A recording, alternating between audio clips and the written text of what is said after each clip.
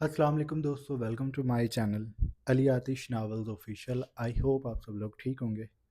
आवाज़ ना निकले सिसकियों की अर्ज कलम अली आतिश किस्त 223 पार्ट 3। रागिब चौहान के बंगले पर रात की रोशनी बिखरी थी। हवा खामोशी से चल रही थी। लॉन में लगे फूल रोश की जानिब मुतवज्जा हुए जब रागिब चौहान की गाड़ी अंदर दाखिल हुई। वो गाड़ी से उतरकर अंदर गया तो लाउंज में मुलाजमाओं के साथ खेलती और मूसा को खेलने पर मजबूर करती। रिधम को देखकर वह मुस्काया था। मूसा चिड़ा चिड़ा सा खिलौने इधर उधर फेंक रहा था। रागिब को देखकर रिधम ने मूसा को फर्श से उठाया। अपनी गोद में लेकर वो खड़ी हो गई। वो देखो बाबा आ गए। उसने रागिब की जानिब इशारा किया तो मूसा, जिसने रागिब को चौंक कर देखा था, जल्दी जल्दी हाथ पांव चलाने लगा कि रागिब उसे ले ले। रागिब ने दोनों बाजू फैलाकर उसे गोद में लिया।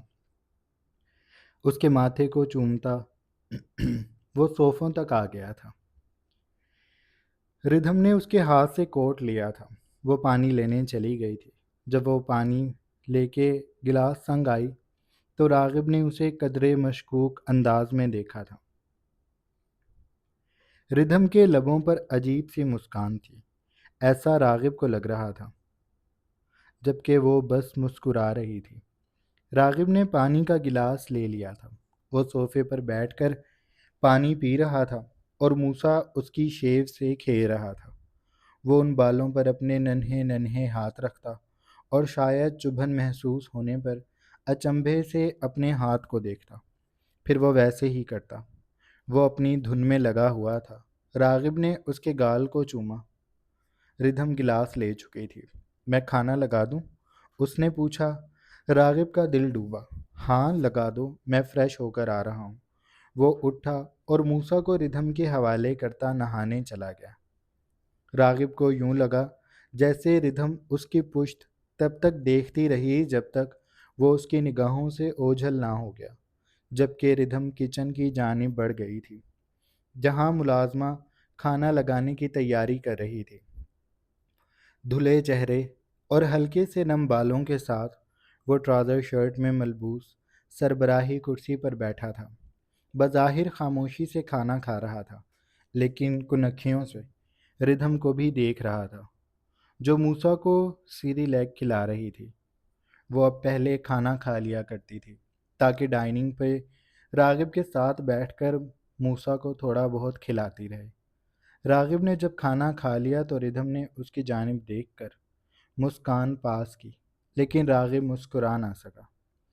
रिधम सुबह वाली बात के बाद इतनी चुप कैसे थी? रागिब को तो लगा था कि वो महाज खड़ा करके बैठी होगी। वो ऑफिस से आने से पहले कैबिन में बैठकर बहुत कुछ तरतीब देता रहा था कि उसने रिधम का ये फतूर कैसे उतारना है। लेकिन अब आकर उसे लग रहा था कि बात रिधम भूल गई है या शायद कुछ और करने का सोच रही है। रागिब इस बात पर अभी हतमी कुछ भी नहीं कह सकता था। वो रिधम की उदासी तो उसकी आंखों से पहचान जाता था, लेकिन उसकी प्लानिंग भांप नहीं पाता था। जिस वक्त वो लोग कमरे में आए और मूसा को रिधम ने बेड से आगे मौजूद झूले में लिटाकर सुला दिया तो रिधम हाथ झाड़ती हुई पलटी। रागिब अपने मोबाइल में लगा हुआ था। बेड क्राउन से कमर टिकाए वो स्क्रीन को देख रहा था। तभी रिधम पलटी तो वो भी किसी एहसास के तहत उसे देखने लगा। रिधम हाथ झाड़ रही थी, ऐसे जैसे फारिग हो गई हो। हाँ भाई, अब बताएं। मूसा सो गया। आपने सुकून से खाना भी खा लिया और आपको ऑफिस से आए 2-3 घंटे भी हो गए, यानी अब आप ऑफिस के स्ट्रेस से दूर हैं, तो मैं आपसे बात कर सकती हूँ। वह बेड पर उसके सामने आकर बैठ गई। हल्के से पीले रंग की कमीज शलवार पहने वो दुपट्टा सीने पर फैलाए हुए थी। बाल खोलकर उसने कमर पर बखेर रखे थे। चेहरे पर रूटीन वाला मेकअप था। आंखें काजल से बोझल और सियाह हो रही थी, जो इस वक्त रागिब पर जमी थी। रागिब का दिल सीने में उछला, यानी जंग का वक्त हो गया है। तो उसने तेज़ी से अपना मोबाइल बंद किया اور دو ٹوک انداز میں بولا، میری طرف سے انکار ہے ردھم، میں نہیں مانوں گا۔ تم جانتی ہو میری نا کا مطلب نا ہی ہے۔ اس نے اپنی ایک ایک بات پر زور دیا تو ردھم اس کا منہ دیکھنے لگی۔ کیا مطلب؟ اس نے ناسمجھی سے پوچھا۔ وہی نوکری والی بات، میں بتا رہا ہوں ردھم، تم گھر سے نہیں جاؤ گی۔ اس بات پر بحث کرو گی یا لڑو گی تو میں بہت بری طرح پیش آؤں گا، اور میں تم سے لڑنا یا تم پر غصہ کرنا نہیں چاہتا، اس لیے اس بات کو بھول جاؤ۔ اس کی لمبی سی کہی جانے والی بات پر ردھم بس اس کا منہ دیکھتی رہی۔ ایک، دو، تین، چار، 10 سیکنڈ گزر گئے، اس نے کوئی رد عمل نہ دیا تو راغب نے اس کے سامنے چٹکی بجائی۔ کیا سوچ رہی ہو؟ اس نے حیرانی سے پوچھا۔ وہ بالکل تیار تھا لڑنے اور اسے ڈانٹنے اور ڈرا دھمکا کر چپ کروانے کے لیے، لیکن وہ تو خود سے چپ ہو گئی تھی۔ راغب کو یوں بھی ہضم نہیں ہو رہا تھا۔ ردھم نے ماتھے پہ ہاتھ رکھا۔ میں تو یہ بات بھول ہی گئی تھی، شکر ہے آپ نے یاد کروا دیا۔ وہ خوش ہو گئی۔ راغب کی ناسمجھی میں اضافہ ہوا۔ کیا مطلب؟ اب کی بار وہ نہیں سمجھا تھا۔ میں تو آپ سے امی کے بارے میں بات کر رہی تھی، آپ انہیں کچھ کہہ کر آئے ہوں گے۔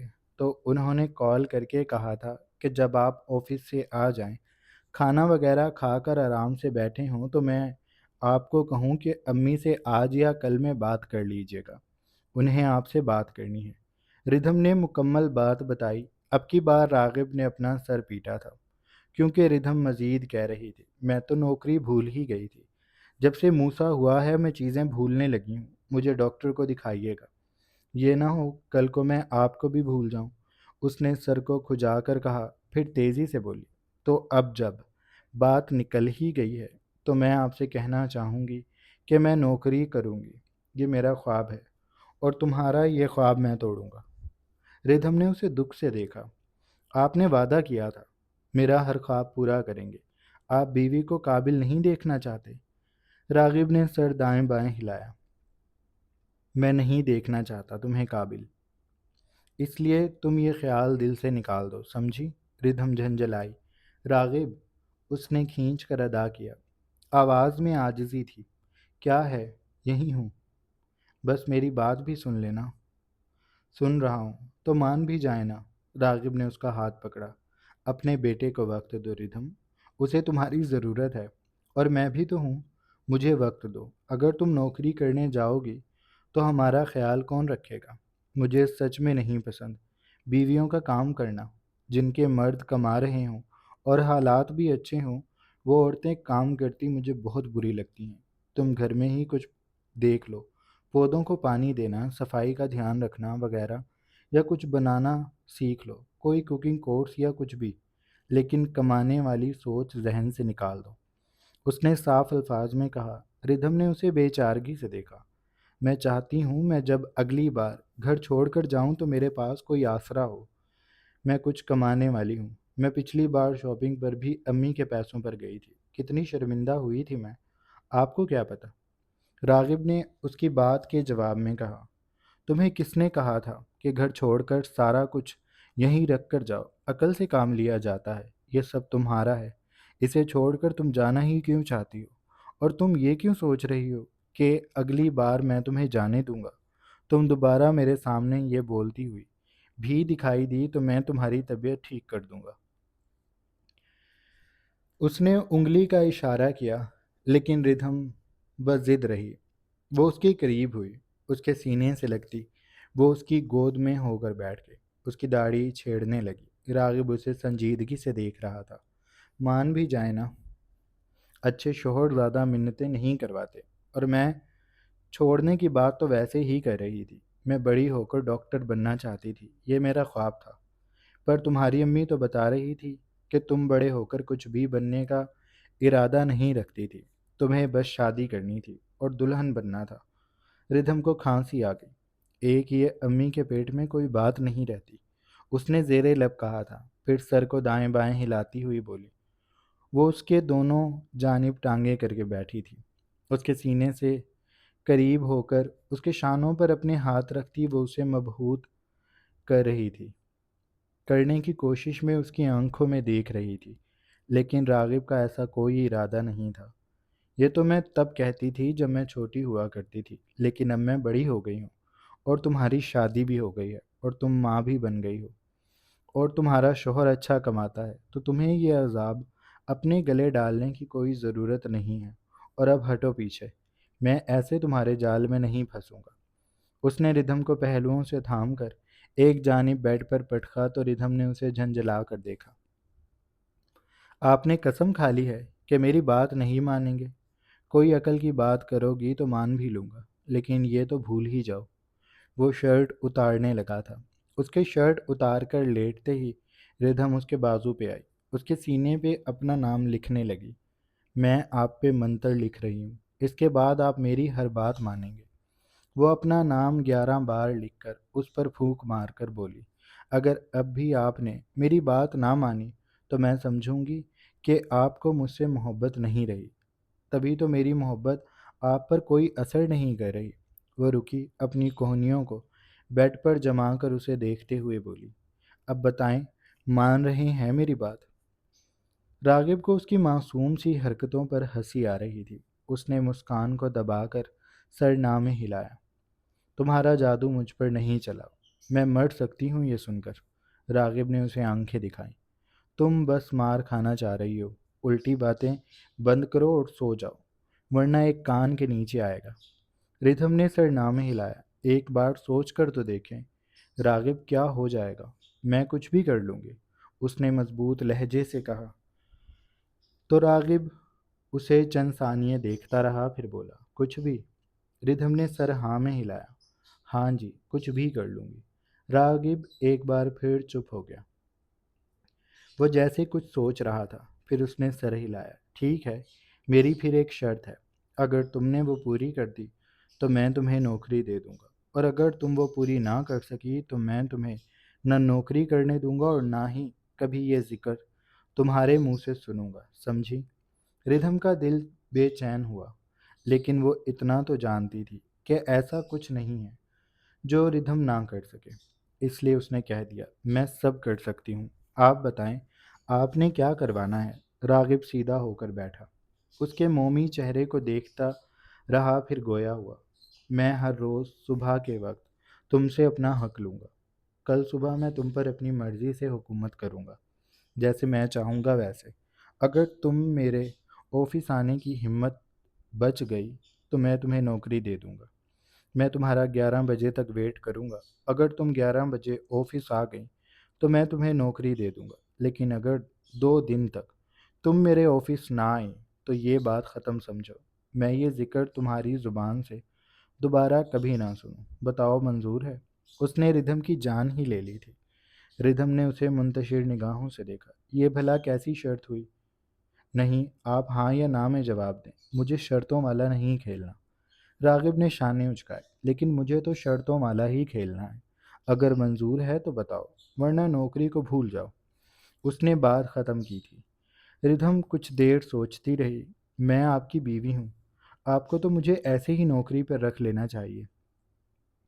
راغب نے سر ہلایا۔ میں تمہیں شرط جیت جانے کے بعد ایسے ہی نوکری پر رکھوں گا اور بیویوں والے کام ہی دوں گا، تم وہاں بس 4 دن ٹک کر دکھانا مجھے۔ ردھم کی آنکھوں میں خوف بھر گیا۔ آپ مجھ سے کیا کروائیں گے؟ راغب مسٹری سے مسکایا۔ ایڈوانس نہیں، یہ تو میں تمہیں تب ہی بتاؤں گا جب تم میری شرط کو جیت جاؤ گی، اس کے بعد تمہاری نوکری پکی۔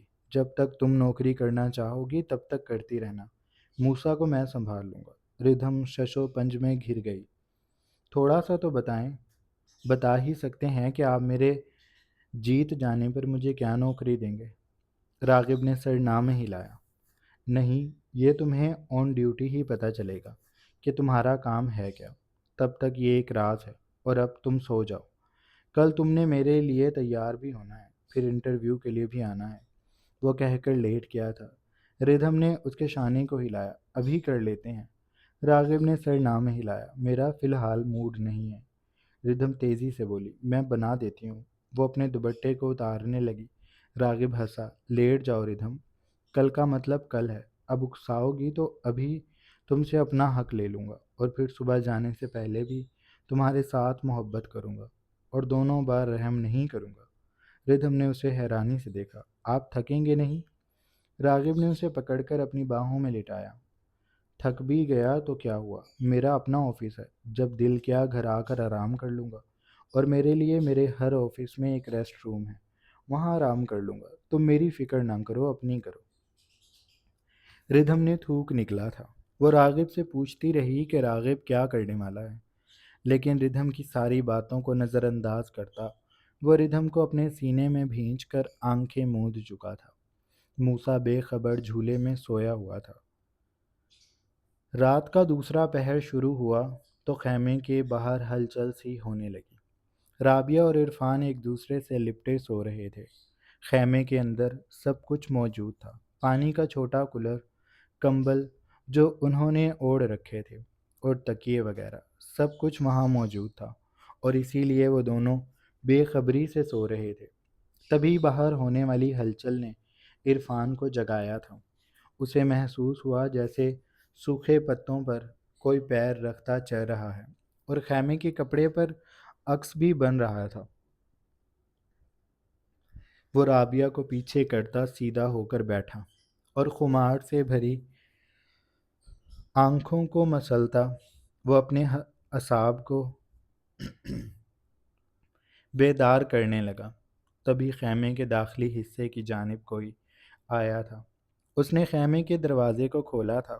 عرفان محتاط سا ہو کر بیٹھ گیا تھا، لیکن سامنے موجود جاوید کو دیکھ کر عرفان کے تنے اعصاب ڈھیلے پڑ گئے تھے۔ میں سمجھا شاید کوئی جنگلی جانور ہے، وہ دوستانہ انداز میں سر کو جھٹکتے ہوئے جاوید سے بولا تھا، لیکن جاوید کے چہرے پر کوئی تاثر نہیں ابھرا تھا۔ اس کے ہاتھ میں وہی موبائل تھا جس کی اس نے ٹارچ جلائی ہوئی تھی۔ اس کی روشنی ابھرتی جاوید کی ٹھوڑی سے اوپر اس کے چہرے پر پڑ رہی تھی۔ اس کا چہرہ ایک عجیب سا تاثر دے رہا تھا۔ اس کے گھنے شانوں تک کے بکھرے بکھرے سے تھے، بال بکھرے بکھرے سے تھے۔ عرفان نے اس کی آنکھوں میں دیکھا تو اسے عجیب سا محسوس ہوا۔ کیا ہوا، تم ٹھیک ہو؟ عرفان نے اب کی بار پوچھا تو جاوید نے سر ہلایا۔ ہاں میں ٹھیک ہوں، باہر آؤ اور اپنی بیوی کو بھی لے کر آؤ، ہم نے تم سے بات کرنی ہے۔ وہ کہہ کر خیمے کا دروازہ برابر کرتا پیچھے ہٹ چکا تھا۔ عرفان ناسمجھی سے اسے دیکھتا رہ گیا۔ وہ یہ بھی نہ پوچھ سکا کہ اتنی رات کو انہیں رابعہ اور عرفان سے کیا بات کرنی ہے، لیکن عرفان کے دل میں خطرے کی گھنٹی تو بجنے لگی تھی۔ اس نے رابعہ کو دھیرے سے ہلایا۔ رابعہ اٹھو۔ رابعہ نے اسے جھنجھلاہٹ سے دیکھا۔ آنکھوں میں اس کے نیند بھری ہوئی تھی۔ اتنے وقت سے مارے مارے پھرنے کے بعد اب جا کر تو اسے سکون کی نیند آئی تھی، اور یہ عرفان اسے پھر سے تنگ کرنے لگا تھا۔ اب کیا ہے؟ آدھی رات کو تمہارے جذبات تو نہیں جاگ گئے؟ دیکھو میں ابھی کچھ بھی کرنے کا ارادہ نہیں رکھتی۔ ہم ایک بار بحفاظت اپنے ٹھکانوں پر پہنچ جائیں، پھر میں سوچوں گی کہ تم میرے شوہر ہو بھی یا نہیں، وہ خمار سے کہتی بیٹھ چکی تھی۔ اپنے بالوں کو سمیٹ کر اس نے ایک شانے پر کر لیا تھا۔ اس کے لہجے میں بے نیازی تھی۔ عرفان نے اسے گھور کر دیکھا۔ مجھے کوئی شوق نہیں ہے تمہارے قریب آنے کا۔ شاید تم بھول گئی ہو کہ جب سے ہم اس جنگل میں آئے ہیں تم ہی بار بار مجھ سے لپٹی ہو۔ میں نے تمہیں ایک بار بھی ہاتھ نہیں لگایا، اور اگر لگایا ہے تو وہ بھی اب صرف تمہیں اٹھانے کے لیے، اور میرا اس کے علاوہ کوئی ارادہ نہیں ہے۔ میں اس وقت اتنی پریشانی میں ہوں کہ میرا تو کھڑا بھی نہیں ہوگا۔ وہ منہ ہی منہ میں بڑبڑا کر بولا تھا۔ رابعہ نے کوفت سے سر جھٹکا، پھر بولی، تو پھر کیا تکلیف ہے؟ مجھے کیوں اٹھایا ہے؟ وہ انگڑائی لے کر بولی۔ تبھی عرفان نے بتایا، ابھی جاوید آیا تھا، وہ ہم دونوں کو باہر بلا رہا ہے۔ اس کی آواز میں پریشانی امڑ آئی تھی۔ رابعہ نے اسے حیرانی سے دیکھا۔ جاوید؟ وہ کون ہے؟ وہ یکسر بھول چکی تھی کہ وہ کن کے رحم و کرم پہ ہے۔ عرفان کا حیرانی سے منہ کھل گیا۔ تم جاوید کو بھول گئی؟ وہی جاوید جس نے ہمیں یہاں پر رہنے کے لیے جگہ دی ہے، وہ ہمیں باہر بلا رہا ہے۔ اس کی نالج میں اضافہ کرتا ہوا وہ خود کھڑا ہو گیا تھا۔ رابعہ نے چہرہ اوپر کر کے اسے تعجب سے دیکھا۔ وہ ہمیں اس وقت کیوں بلا رہا ہے؟ عرفان نے شانے اچکائے۔ یہ تو باہر جا کر ہی پتہ چلے گا، لیکن تم محتاط رہنا، مجھے یہ لوگ ٹھیک نہیں لگ رہے۔ ابھی جب جاوید آیا تھا تو مجھے لگا وہ نشے میں ہے۔ رابعہ کا دل ڈوبا۔ وہ کھڑی ہو گئی۔ تم مجھے ڈرا رہے ہو، ایسی باتیں مت کرو۔ میں ابھی چین کی نیند سوئی تھی۔ میں دوبارہ کوئی مسئلہ مول نہیں لینا چاہتی۔ تمہیں خدا کا واسطہ ہے، اچھا بولو۔ عرفان نے اسے کھا جانے والی نگاہوں سے دیکھا۔ میں بھی یہی چاہتا ہوں کہ اب سب کچھ اچھا ہو جائے، لیکن مجھے ایسا نہیں لگتا۔ میں تمہیں کہہ رہا ہوں تم محتاط رہنا، اور میں بھی رہوں گا۔ اگر موقع ملا یا حالات ایسے ہوئے تو میں تمہیں چھوڑ کر بھی بھاگ جاؤں گا۔ اس نے رابعہ کو وارن کیا تھا۔ رابعہ نے کھوکھلا سا کہکا لگایا اسے چڑھانے کے لیے، اور جیسے میں تو تمہارے انتظار میں رکی رہوں گی۔ مجھے بیوہ ہونے کا بڑا شوق چڑھا ہے۔ اللہ کرے میں بہت جلد بیوہ ہو جاؤں۔ عرفان کا دل کیا وہ الٹے ہاتھ کا تھپڑ رابعہ کے منہ پہ جڑ دے، لیکن وہ ضبط کر کے خیمے سے نکل گیا تھا۔ رابعہ بھی اس کے پیچھے پیچھے باہر چلی گئی تھی۔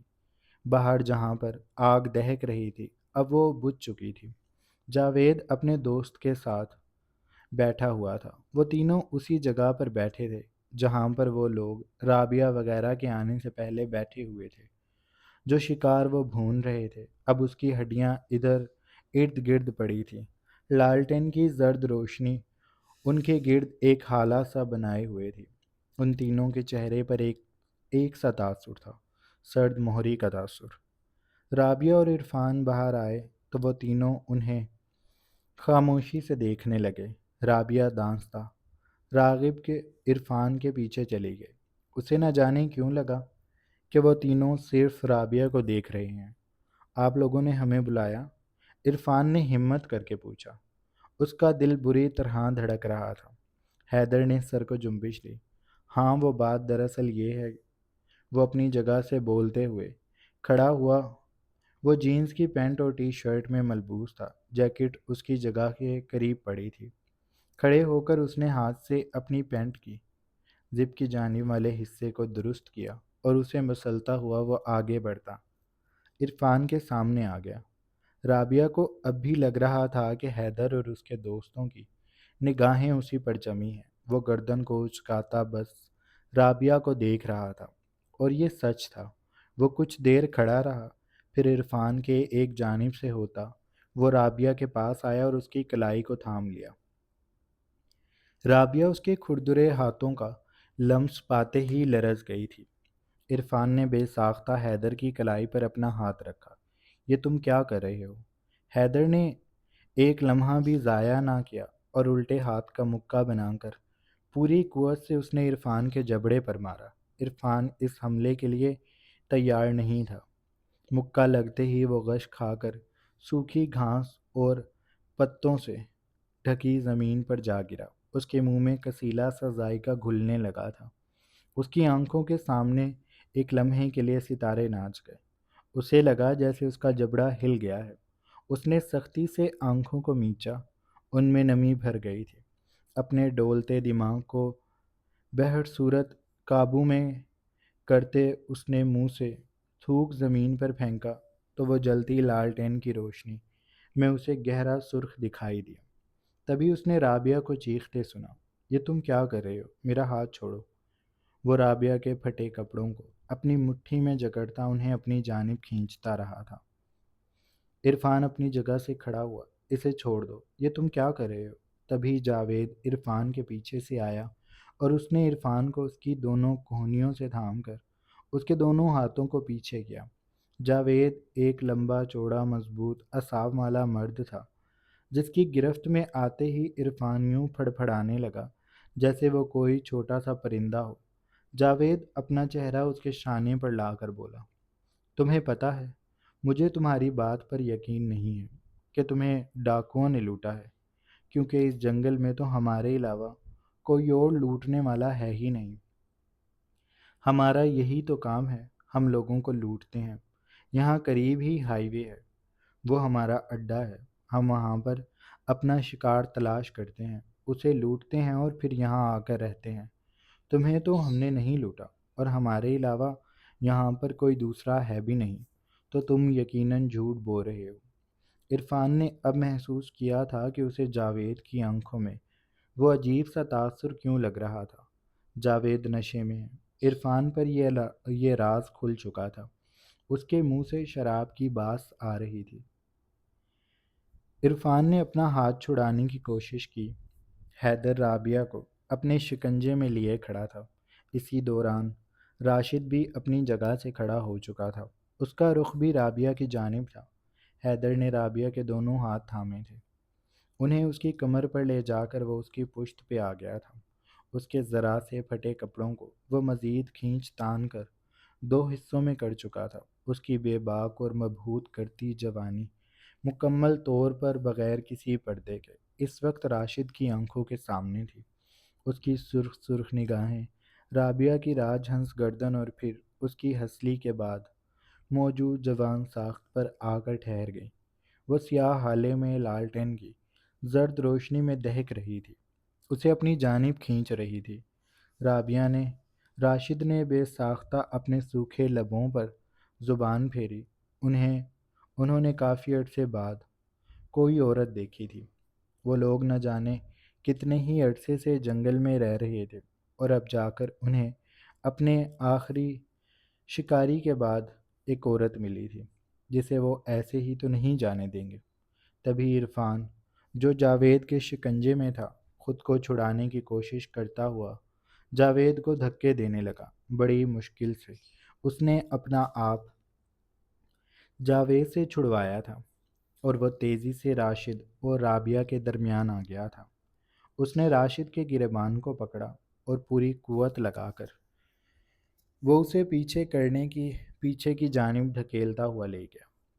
راشد اس سب کے لیے تیار نہیں تھا، اسی لیے اس کا پاؤں الجھا اور وہ پیٹھ کے بل کچی زمین پر گرا۔ اس کے گرنے سے دھماکہ سا ہوا تھا۔ جاوید تبھی آگے بڑھا۔ اس نے دوبارہ عرفان کو پکڑا اور پھر اپنی پوری قوت لگا کر اس نے ایک اور مکہ عرفان کے جبڑے پر مارا تو اب کی بار وہ کرہا تھا۔ وہ گھٹنوں کے بل زمین پر بیٹھ گیا۔ راشد بھی چیزوں کو تھامتا کھڑا ہو چکا تھا۔ وہ دھکا لگنے پہ اپنا آپا کھو چکا تھا۔ اس نے پوری قوت لگا کر عرفان کے پیٹ میں لات ماری تو وہ پیٹ کو تھام کر چیخنے لگا۔ رابعہ نے جب یہ سب دیکھا تو وہ عرفان کو پکارتی حیدر سے اپنا آپ چھڑاتی عرفان کی طرف آئی تھی۔ یہ سب تم لوگ کیا کر رہے ہو؟ پلیز ہمیں جانے دو۔ جاوید نے رابعہ کو بالوں سے پکڑا اور اسے گھسیٹتے ہوئے وہ عرفان سے دور لے گیا۔ تمہارے جانے کا تو اب سوال ہی پیدا نہیں ہوتا۔ ہاں، تمہارے اس نام نہاد شوہر کا جانا بنتا ہے۔ ہم اسے بھیج دیں گے، لیکن تمہیں نہیں بھیجیں گے۔ رابعہ اس کی بات پر دھک سے رہ گئی۔ نہیں، پلیز مجھے بھی جانے دو۔ پلیز میں تمہارے پاؤں پکڑتی ہوں، مجھے جانے دو۔ جاوید نے دوسرے ہاتھ سے اس کی ٹھوڑی کو تھام کر اس کا چہرہ اوپر کیا۔ کہا نا، تمہیں ہم فی الحال جانے نہیں دیں گے۔ تم ایک دن خود چلی جاؤ گی، میرا تم سے وعدہ ہے، لیکن فی الحال ہم تمہارے شوہر کو بھیجیں گے۔ تبھی اس نے راشد کو پیچھے مڑتے دیکھا، اور جب وہ دوبارہ پلٹا تو اس کے ہاتھ میں پستول تھی۔ عرفان اپنے پیٹ کو پکڑ کر درد سے کرہا رہا تھا، لیکن جب اس نے راشد کے ہاتھ میں پستول دیکھی تو وہ چیخنا چلانا بھول گیا۔ اس کی آنکھوں میں رات کا اندھیرا سمٹ آیا تھا، چہرے سے سارا خون نچڑ گیا تھا۔ وہ ایک دم سے زرد پڑ گیا تھا، اور رابعہ بالکل ساکت ہو گئی تھی۔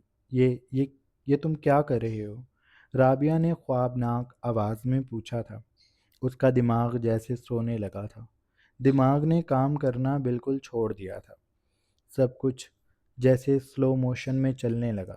وہ اپنے ہاتھ پاؤں چلا رہی تھی کہ جاوید سے اپنا آپ چھڑا لے، لیکن جاوید کی گرفت سے نکلنا مشکل تھا۔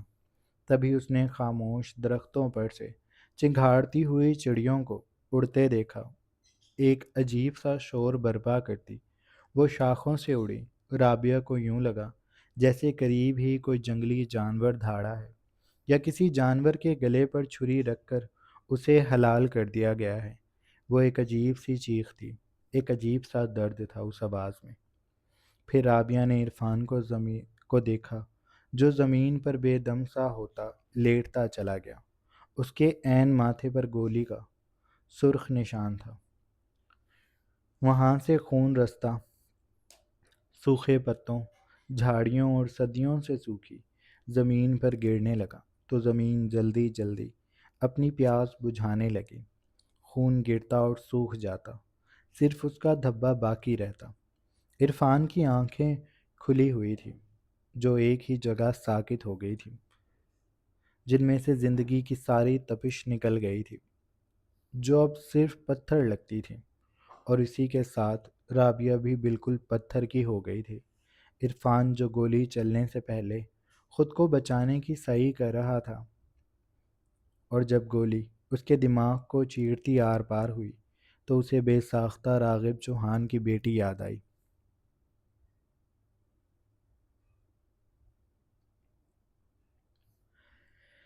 راغب کہہ رہا تھا کہ اس کے بھی عین ماتھے پر گولی لگی تھی، سر کے پچھلے حصے سے ہوتی، وہ آگے کی طرف سے بھی نشان پیدا کر گئی تھی، اور اب اپنے سر پر گولی کھانے کے بعد وہ جو 10 سیکنڈ دماغ دنیا کا ساتھ چھوڑنے کے لیے لیتا ہے، ان 10 سیکنڈ میں عرفان کی آنکھوں کے سامنے اپنی زندگی، اپنے کارنامے اور راغب چوہان کی ننھی سی بیٹی گھوم گئی، اور عرفان جان گیا کہ قدرت نے عرفان کے لیے یہ موت لکھی ہے۔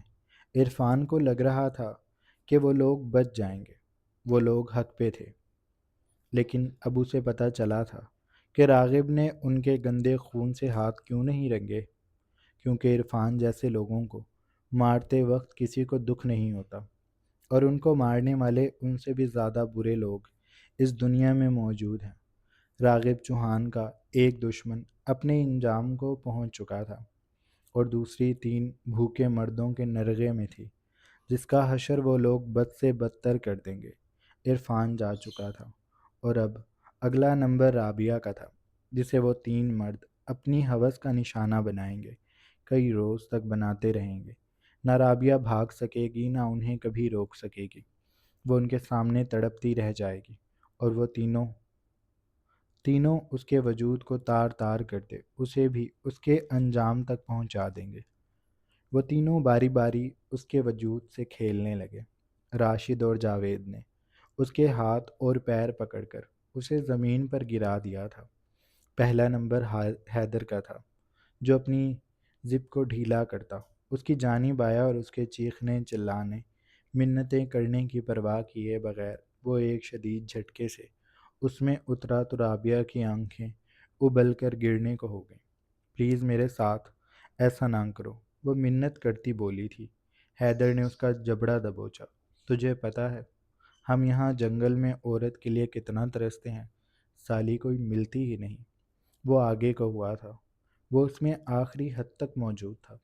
رابعہ کے جسم میں درد کی تیز لہریں دوڑ رہی تھی، وہ لرز رہی تھی، کانپ رہی تھی، اور درد سے دوہری ہو رہی تھی، لیکن مقابل کو پرواہ کہاں تھی۔ جیسے اس جنگل سے ہرنیں ناپید ہو گئی ہیں، اسی طرح ہماری زندگی سے عورتیں بھی ناپید ہو گئی ہیں۔ نہ جانے کتنے دنوں کا بوجھ ہم اٹھا کر پھر رہے ہیں، اور تجھ جیسی عورت ملنا تو زمین پر حور ملنے کے برابر ہے، تو میں تجھے کیسے جانے دے سکتا ہوں؟ اب تو ہمارے ساتھ رہے گی۔ وہ پیچھے کو ہوتا پھر ایک دم سے آگے ہوا۔ رابعہ تڑپ کر رہ گئی۔ پلیز نہیں، وہ اس کی گردن میں چہرہ چھپا رہا تھا۔ رابعہ نے اپنی گردن کو جھٹکا تھا، لیکن حیدر اور اس کے دوستوں کی گرفت اس قدر مضبوط ہو گئی تھی کہ رابعہ جیسی اکیلی عورت ان کا کچھ بھی نہیں بگاڑ سکتی تھی۔ اور حیدر اپنے جنون میں آگے بڑھتا، اپنے اندر کا سارا بوجھ اتار کر تسکین سے سانس بھرتا، اپنے پسینے کو آستین سے پہنچتا پیچھے ہو گیا تھا۔ وہ تھکا تھکا سا رابعہ کی ٹانگوں میں بیٹھ گیا تھا۔ اس کی ٹانگوں کو تھام کر اس نے جاوید کو آگے بڑھنے کا اشارہ کیا۔ رابعہ نڈھال سی مندی مندی آنکھوں سے جاوید کو اپنے قریب بڑھتے دیکھ رہی تھی۔ وہ خود کو لوس کرتا رابعہ کے اوپر آ گیا تھا۔ رابعہ نے سسکتی ہوئی آواز سے اس کی منت کی، نہیں پلیز نہیں۔ وہ بس اس کی منتیں ہی کر سکتی تھی۔ اس کے ہاتھ پر راشد کی سخت گرفت تھی، جس کی آنکھیں سرخ پڑ گئی تھی، وہ اپنے جنون سے مجبور ہو رہا تھا۔ اس کا بس چلتا تو وہ سب سے پہلے تسکین حاصل کرتا، لیکن ان کا بوس حیدر تھا۔ پھر اس کے بعد جاوید کا نمبر آتا تھا، اور سب سے آخر میں راشد کا۔ جاوید نے تڑپتی ہوئی رابعہ کے چہرے کو جبڑے سے دبوچ کر جھٹکا دیا۔ اس پر ایک حقارت اور متنفر نگاہ ڈالتا وہ پیچھے ہو گیا تھا۔ اب راشد کی باری تھی۔ رابعہ میں اتنی ہمت باقی نہیں رہی تھی کہ وہ ہل بھی سکے۔ اس کی آنکھیں بار بار بند ہو رہی تھیں، آنکھوں سے آنسو بہہ کر کن پٹی سے ہوتے ہوئے سوکھی زمین پر گر رہے تھے، جو بے حد پیاسی تھی، جو عرفان کا خون پی گئی تھی، اور اب وہ رابعہ کے آنسو بھی اپنے اندر اتار رہی تھی۔ جب راشد رابعہ کے وجود پر قابض ہوا تو رابعہ چیخ بھی نہ سکی۔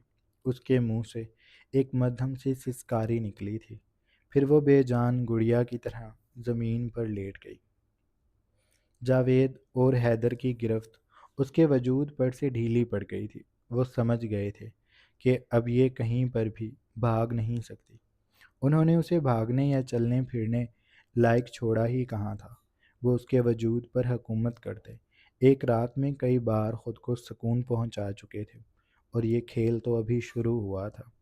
جب صبح کی کرنیں درختوں کی شاخوں سے لڑتی جھگڑتی بے حد مشکل سے زمین کو چھونے لگیں، تب وہ تینوں رابعہ کو نیم مردہ چھوڑ کر پیچھے ہٹے تھے۔ انہوں نے رابعہ کے دونوں ہاتھوں کو باندھ دیا تھا، اور دونوں ٹانگوں کو بھی، تاکہ وہ بھاگ نہ سکے۔ اس کے اوپر چادر ڈال کر وہ اسے ایک خیمے میں گھسیٹ کر لے گئے تھے۔ تمہارا منہ اس لیے نہیں باندھ رہے کیونکہ تمہارے یہاں پر چیخنے چلانے کا کوئی فائدہ نہیں ہوگا۔ تم چاہو تو ہم کھول بھی سکتے ہیں، تم بھاگ کر کہیں پر بھی نہیں جا سکو گی۔ اس جنگل کا چپا چپا ہم جانتے ہیں۔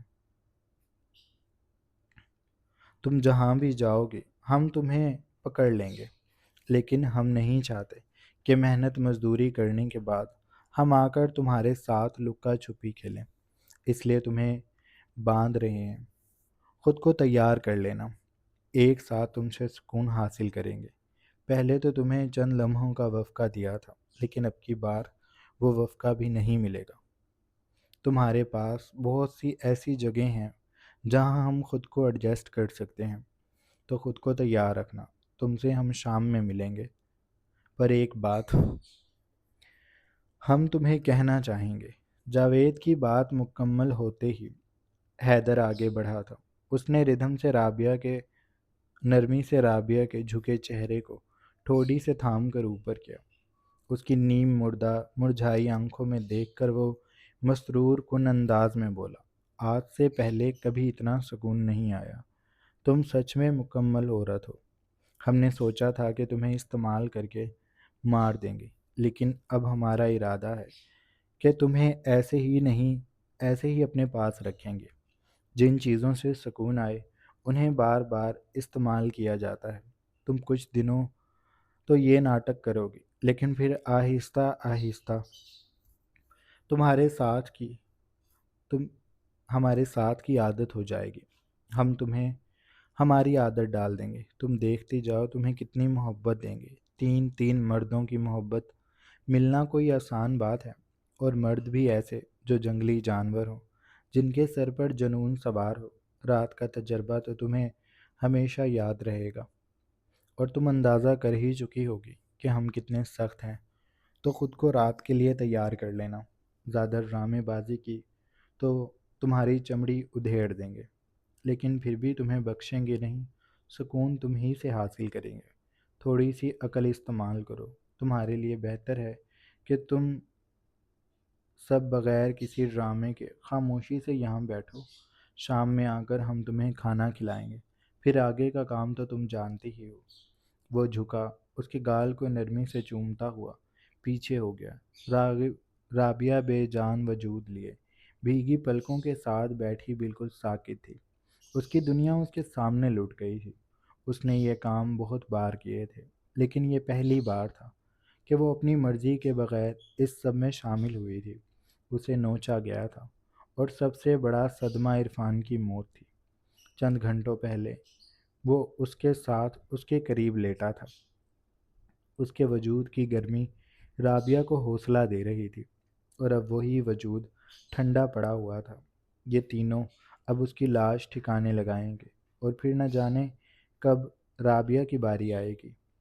رابعہ نہ رونے کی کوشش کی، نہ چیخنے چلانے کی، وہ بس چپ چاپ بیٹھی رہی۔ وہ جانتی تھی کہ یہ اس کے کیے کی سزا ہے۔ راغب نے انہیں قدرت کے حوالے کیا تھا، اور قدرت کیسے رابعہ سے گن گن کر بدلے لے رہی تھی۔ اسے عرفان پر رشک آیا، جو خاموشی سے دم توڑ گیا، اور رابعہ کو ابھی بہت سی اذیتیں برداشت کرنی تھی، اور ایک اذیت کا تجربہ تو وہ رات کو کر چکی تھی۔ رابعہ کے رات کے متعلق سوچتے ہی اس کے رونگٹے کھڑے ہونے لگتے تھے۔ اس کے پورے وجود میں سنسنی دوڑ گئی، اور یہ سوچ کر تو اس کا دل بند ہو رہا تھا کہ چند گھنٹوں بعد دوبارہ رات ہو جائے گی، اور اسے پھر یہی برداشت کرنا ہوگا۔ جاری ہے۔ جناب، یہ تھی ہماری آج کی ایپیسوڈ۔ آئی ہوپ آپ لوگوں کو اچھی لگی ہوگی۔ اگر آپ کو قسط اچھی لگی ہے تو آپ چینل کو لازمی سبسکرائب کر لیں، بیل آئیکن کے بٹن کو بھی پریس کر لیں۔ اپنا ڈھیر سارا خیال رکھیے گا۔ بہت جلد ایک نئی قسط کے ساتھ حاضر ہوں گے۔ تب تک کے لیے اللہ حافظ۔